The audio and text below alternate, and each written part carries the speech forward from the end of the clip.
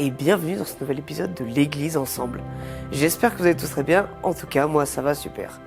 Aujourd'hui on se retrouve avec le pasteur Diane Régis, qui va nous partager une prédication End It Now, qui a pour titre « Va chercher mes brebis ». Si vous avez des questions, je vous invite à les poser dans le chat. Un pasteur y répondra. Je vous dis bon sabbat et à tout à l'heure.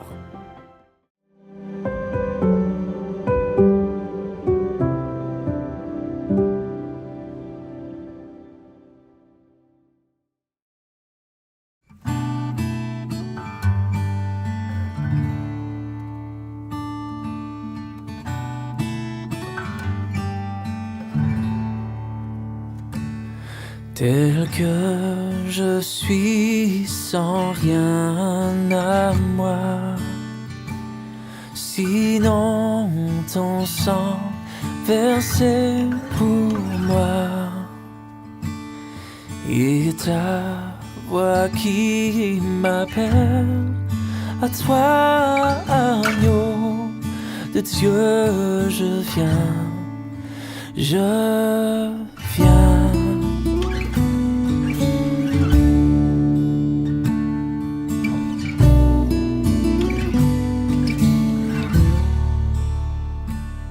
Tel que je suis bien vacillant, en proie au doute à chaque instant,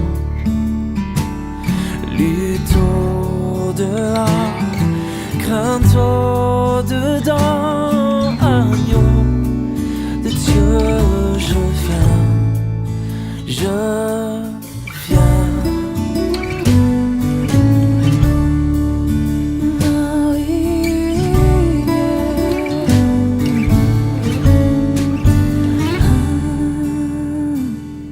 Tel que je suis, ton cœur est prêt à rendre le mien tel qu'il est, pour tout changer, sauveur parfait, agneau de Dieu, je viens.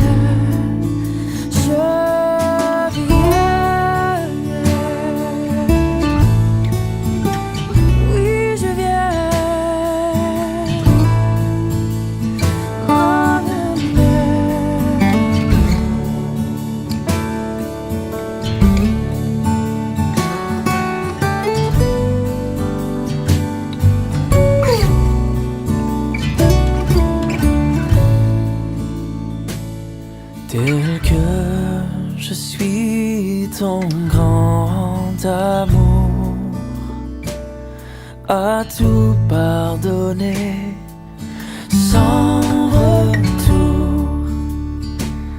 Je veux être à toi dès ce jour, agneau de Dieu, je viens. Je veux être à toi dès ce jour, agneau de Dieu, je viens.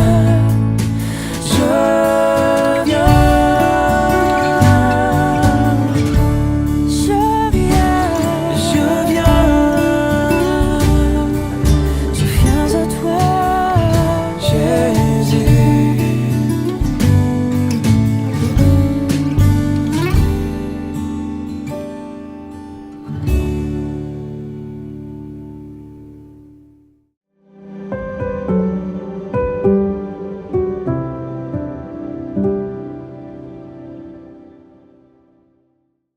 Bonjour à toutes et à tous, et ravi de vous retrouver pour ce temps de méditation autour du thème « Va chercher mes brebis ». Après avoir présenté des différents types d'abus et les ravages qu'ils causent dans la vie des victimes, cette année, End It Now se penche sur ce que l'Église peut faire pour aider à la guérison des traumas qui sont provoqués.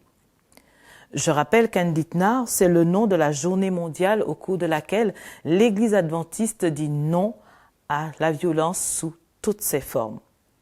Et la prédication qui nous est proposée aujourd'hui va nous sensibiliser sur la nécessité de prendre en compte la souffrance des victimes afin de leur apporter l'aide et le secours dont ils ont besoin.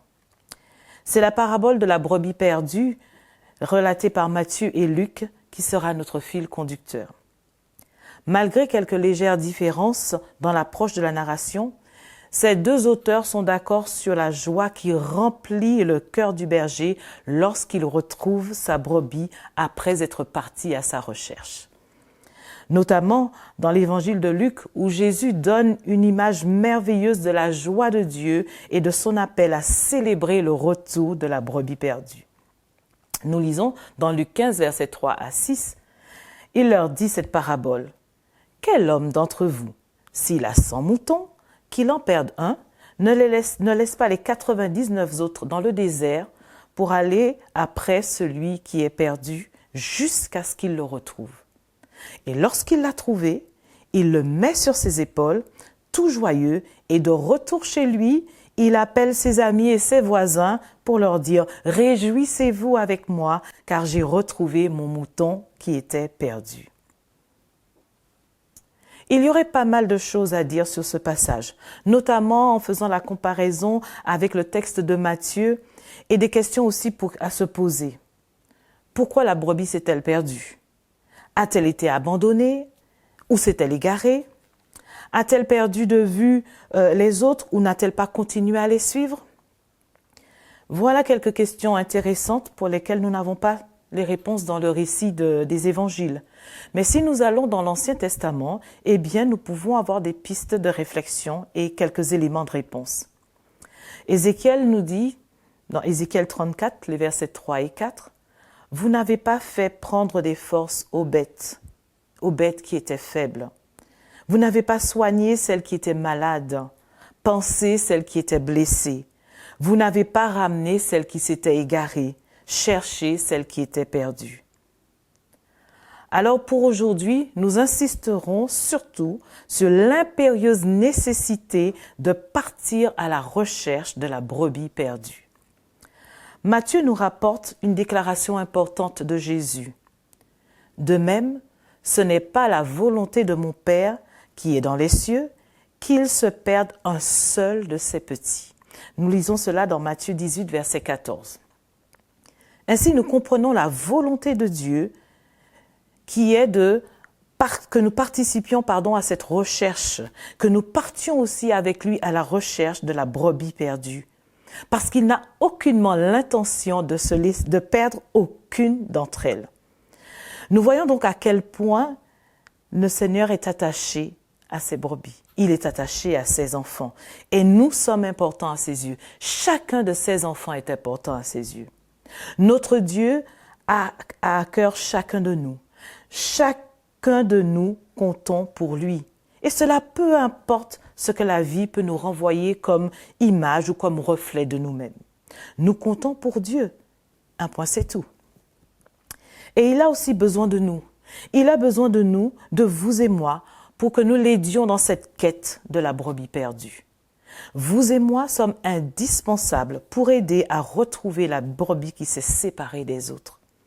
Vous et moi devons aider cette brebis à guérir, à se sentir intégrée dans la communauté de l'Église.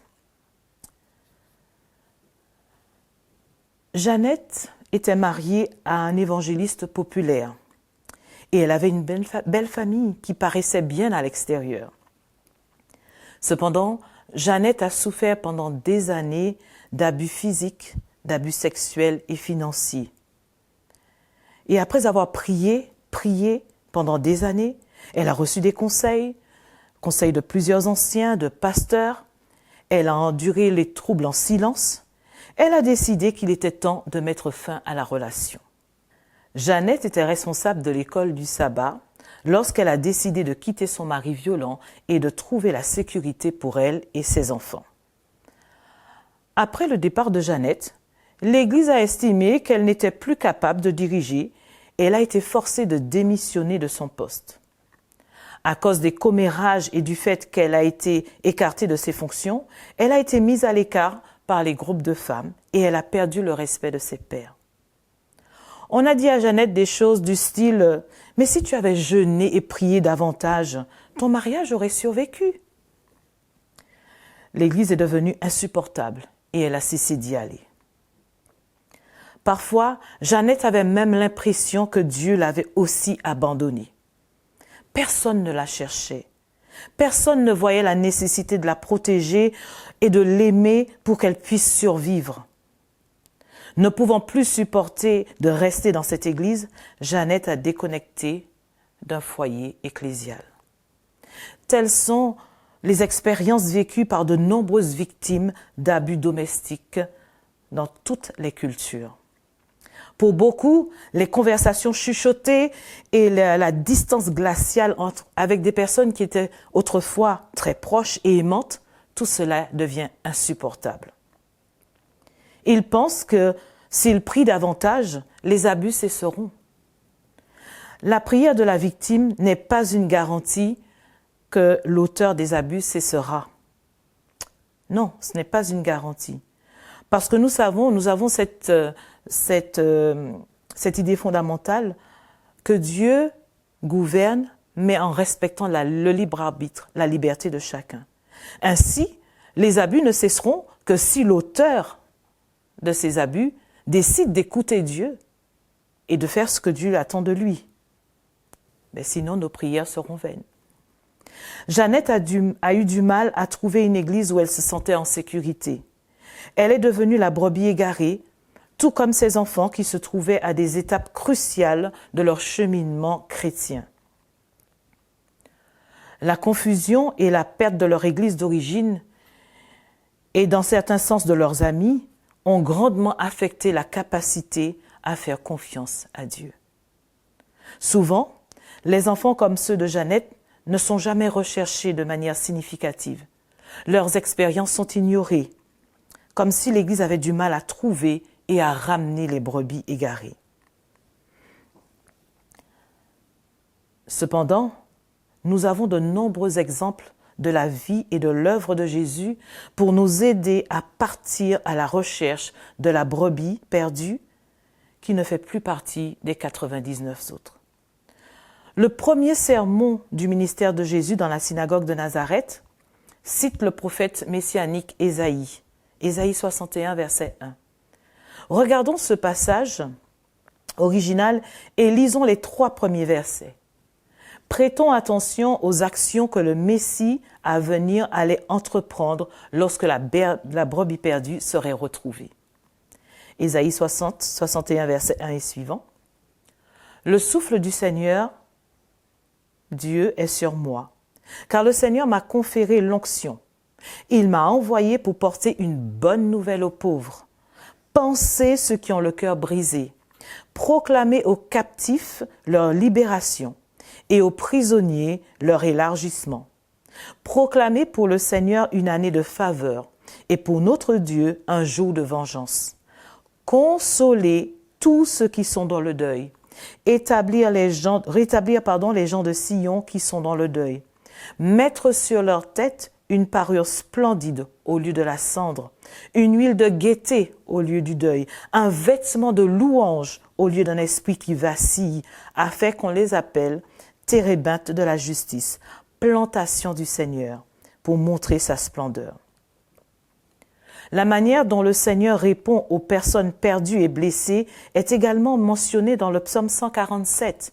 Et nous lisons au verset 3, « Il guérit ceux qui ont le cœur brisé et panse leurs blessures. » Il est clair que la guérison des cœurs brisés et le réconfort des blessés sont essentiels dans l'œuvre de notre Seigneur Jésus. En poursuivant l'œuvre de Jésus, nous sommes appelés à trouver, nourrir, réconforter, aider et guérir ces brebis. La réponse de l'Église à la maltraitance en tant que comportement inacceptable peut contribuer grandement à montrer la bonté de Dieu à l'égard des blessés et à aider ceux qui subissent des maltraitances et à les aider à guérir. Selon une étude menée par le Barna Group, 5 facteurs modifient la relation des femmes avec l'Église. 5 facteurs. L'un des facteurs qui pourrait contribuer au désengagement des femmes des communautés ecclésiales est le fait qu'elles déclarent n'y trouver que peu ou pas de soutien émotionnel. L'article poursuit ainsi. Ce décalage relationnel peut fournir une clé pour comprendre comment les femmes sont capables de se désengager des églises. Sans lien relationnel fort au sein d'une communauté ecclésiale, l'absence des femmes de l'Église peut largement passer inaperçue. On peut donc se demander où les femmes pourraient-elles trouver un tel soutien, ce qui représente une grande opportunité pour les églises qui cherchent à impliquer les femmes dans leur communauté. Les estimations publiées par l'Organisation mondiale de la santé indiquent qu'environ une femme sur 3 dans le monde a subi des violences physiques ou sexuelles, le plus souvent de la part d'un partenaire intime. Cela nous montre que l'Église a la possibilité d'apporter un soutien qui réponde aux besoins de plus de 30% des femmes dans ces congrégations. Selon le même rapport de l'OMS, la violence à l'encontre des femmes, la violence du partenaire intime, qu'elle soit physique, sexuelle ou psychologique, entraîne des problèmes de santé physique, mentale, sexuelle et reproductive à court et à long terme.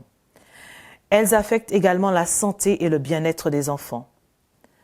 La violence peut avoir des conséquences fatales comme l'homicide ou le suicide. La violence exercée par le partenaire intime pendant la grossesse augmente également la probabilité de fausse couche, de mortalité, d'accouchement prématuré et de bébés de faible poids à la naissance. Ces formes de violence peuvent conduire à la dépression, au stress post-traumatique et à d'autres troubles anxieux. Selon une étude réalisée en 2013 par l'OMS toujours, les femmes qui subissent des violences de la part de leur partenaire intime sont 2 fois plus susceptibles de souffrir de dépression et d'avoir des problèmes à l'alcool. Il existe également une multitude d'effets sur la santé, tels que des maux de tête, des douleurs dorsales, des douleurs pelviennes chroniques, des troubles gastro-intestinaux, une mobilité limitée et un mauvais état de santé général. Les violences sexuelles subies pendant l'enfance peuvent entraîner une augmentation du tabagisme, de la toxicomanie et des comportements sexuels à risque. En tant qu'Église, nous ne pouvons ne pas réagir. Nous pouvons répondre par l'amour à l'impact colossal de la maltraitance, en mettant fin aux pertes tragiques de vie humaine et à l'impact physique, social, mental et économique de la maltraitance. Nous pouvons nous rassembler pour aimer, pour entourer les personnes qui révèlent leurs douleurs et leurs blessures, en les attirant dans la chaleur et le réconfort d'un groupe qui les aidera à guérir. Ces personnes ont besoin du corps du Christ. Elles ont besoin de faire l'expérience de l'amour qui guérit, l'amour de Dieu qui est guérisseur à travers chacun de nous.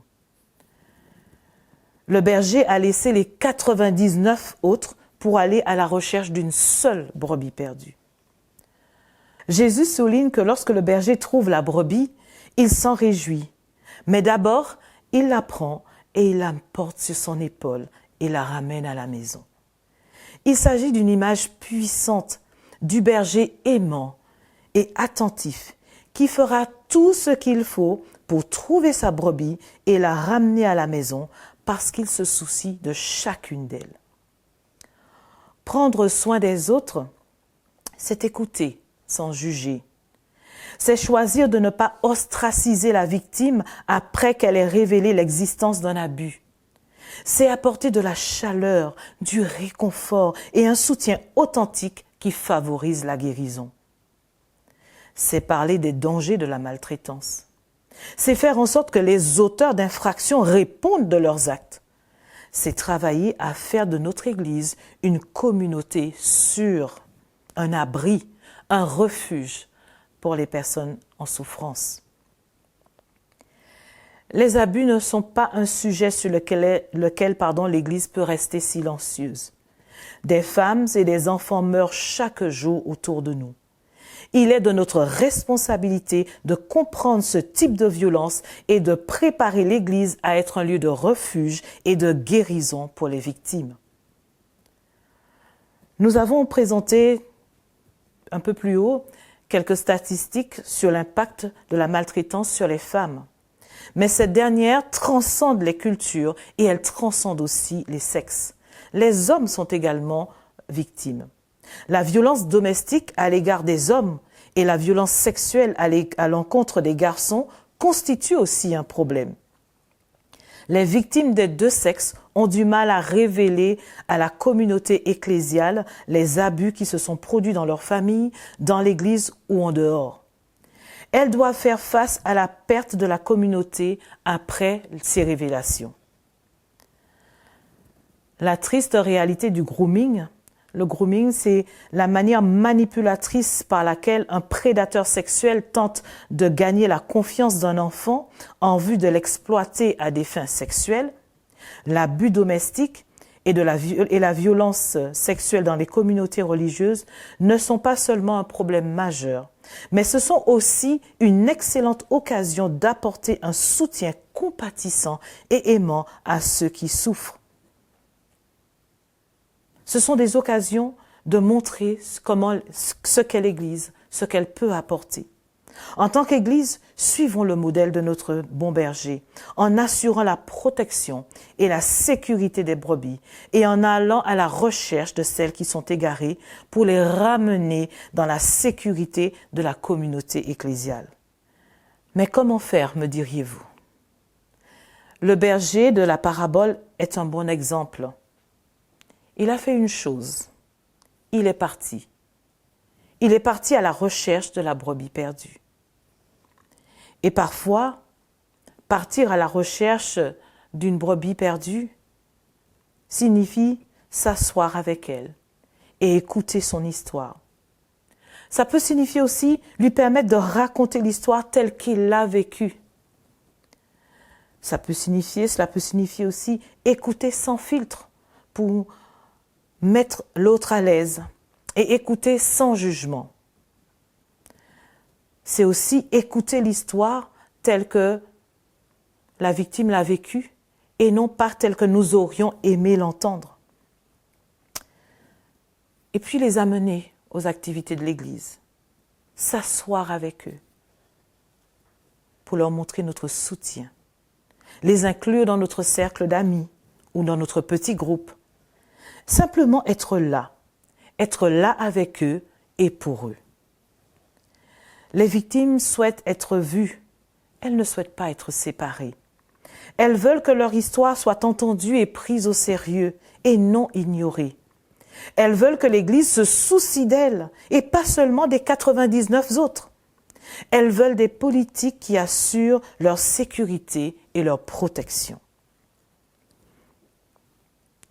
Nous entendons souvent des histoires de personnes qui se sentent perdues et seules au milieu d'une congrégation, au milieu de l'Église.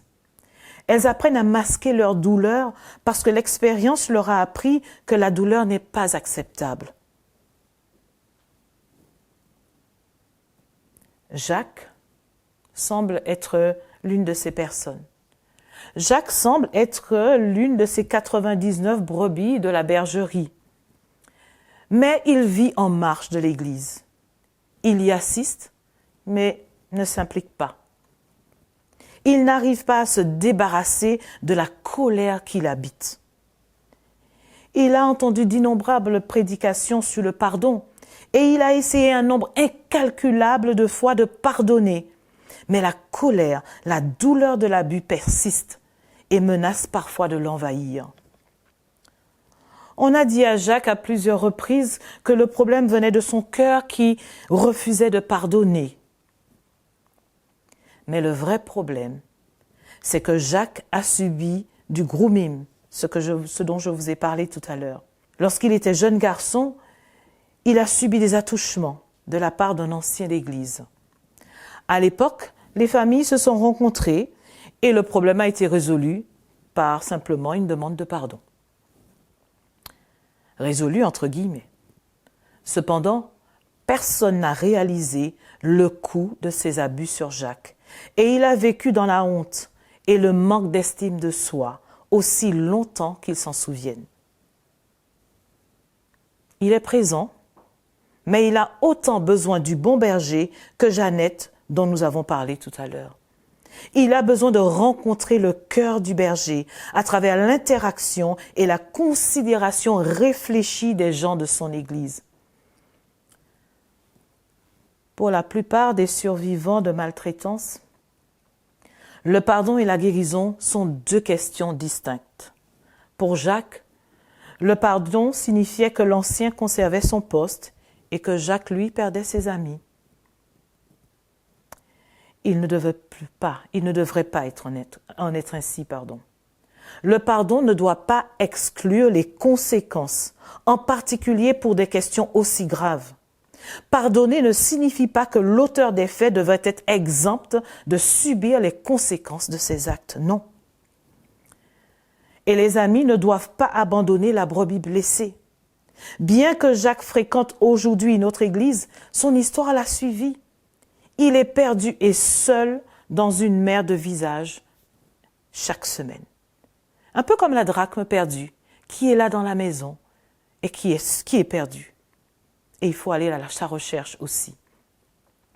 L'amour exige de rendre des comptes. Trop souvent, les victimes se retrouvent avec le fardeau du pardon et de la guérison sans soutien et sans que les délinquants aient à rendre compte ou à reconnaître leurs méfaits. On dit à la victime, tu dois pardonner. Mais on ne se prend pas conscience des ravages qui ont été réalisés et du cheminement qu'il faudra pour que les victimes arrivent à la guérison. Si nous devons trouver les perdus, nous devons aussi savoir quoi faire d'eux lorsqu'ils reviennent. Comment les aider, comment les entourer. La maltraitance est un problème croissant dans le monde depuis longtemps et nous aurions tort de nous voiler la face en espérant qu'elle ne se produise pas parmi nous. Ou bien qu'en espérant qu'il suffit que les victimes reviennent à l'église pour qu'elles soient guéries. Non, ce n'est pas suffisant. L'écoute authentique est un outil clé qui peut être utilisé pour offrir un soutien. Souvent, les victimes ont besoin d'une personne suffisamment attentive pour les écouter sans les juger, on l'a déjà dit. Elles ont besoin d'une personne empathique et patiente. Lorsque nous faisons face à la réalité du problème, nous pouvons, par exemple, mettre en place des plans pour retrouver les personnes perdues. Nous pouvons cultiver un environnement de tolérance zéro à l'égard des abus. Et c'est le cas dans notre fédération. Nous pouvons dire non à la violence et travailler ensemble pour y mettre fin dès maintenant. Et c'est la raison d'être de ces journées End It Now. Dire non à la violence, que ça cesse. Soutenir les victimes d'abus en brisant le silence sur le fait que ces abus se produisent dans nos églises et dans nos communautés. Contribuer à leur guérison. Le Seigneur dit à Ézéchiel, « Les brebis sont dispersées, faute de berger, et elles sont devenues la proie de tous les animaux sauvages. Elles se sont dispersées. Mon troupeau erre dans toutes les montagnes et sur toutes les collines élevées. Mon troupeau est dispersé sur tout le pays. Personne n'en prend soin. Personne ne les cherche. » Nous lisons cela dans Ézéchiel 34, versets 5 et 6. Aujourd'hui, Jésus nous appelle. Il nous demande d'aller chercher ces brebis perdues. Quelle sera notre réponse? Sommes-nous prêts à participer à la grande campagne de Jésus, cette campagne qui consiste à aller rechercher la brebis perdue? Sommes-nous prêts à répondre à Jésus, oui, je veux y aller et je veux aussi prendre soin des brebis blessées? Parfois, nous aurons besoin d'être formés pour cela. Et c'est ce que nous souhaitons faire au ministère des femmes. Former des personnes, former des femmes qui soient prêtes à répondre à cet appel pour aller chercher ces brebis perdues. Et non seulement les chercher et les ramener dans la bergerie, mais les accompagner dans leur cheminement de guérison, patiemment, avec persévérance et avec l'aide de l'Esprit de Dieu. Que le Seigneur puisse nous aider dans cette démarche et que nous puissions ensemble prendre conscience qu'il a besoin de nous pour travailler avec lui à aller chercher ces brebis qui sont perdues. Soyez bénis. Merci à Diane pour ce moment de partage. Comme vous le savez, vous pouvez donner vos offrandes en cliquant dans le lien qui se trouve en description. Je vous dis bon sabbat et à la semaine prochaine.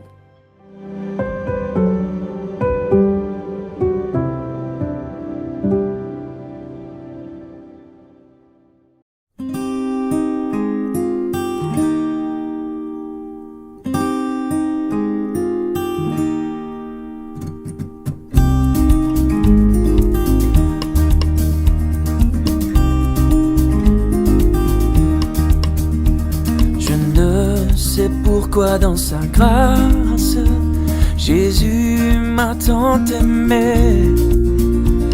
Pourquoi par son sang il efface ma dette et mon péché? Mais je sais qu'en lui j'ai la vie, il m'a sauvé dans son amour et gardé par sa main meurtrie. J'attends l'heure de son retour.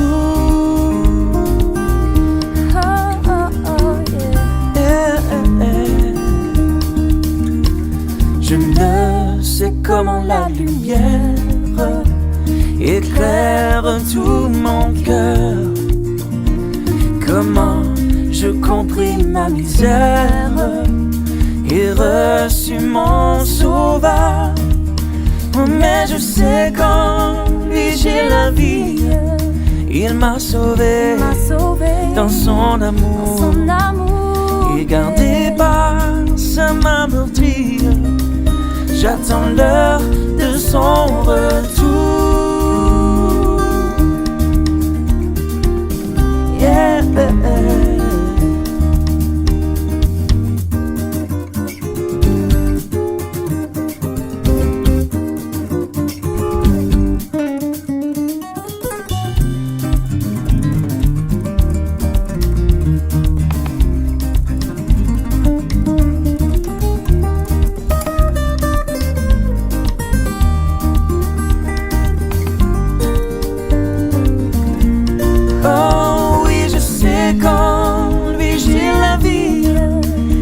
Sauvé dans son amour, et gardé par sa main meurtrie. J'attends l'heure de son retour. Oh oui, je sais qu'en lui j'ai la vie. Il m'a sauvé dans son amour, et gardé par sa main meurtrie. J'attends l'heure de son retour.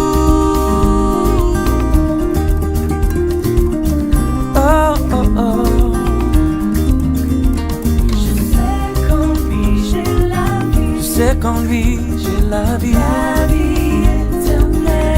éternelle. J'ai la vie éternelle. Je sais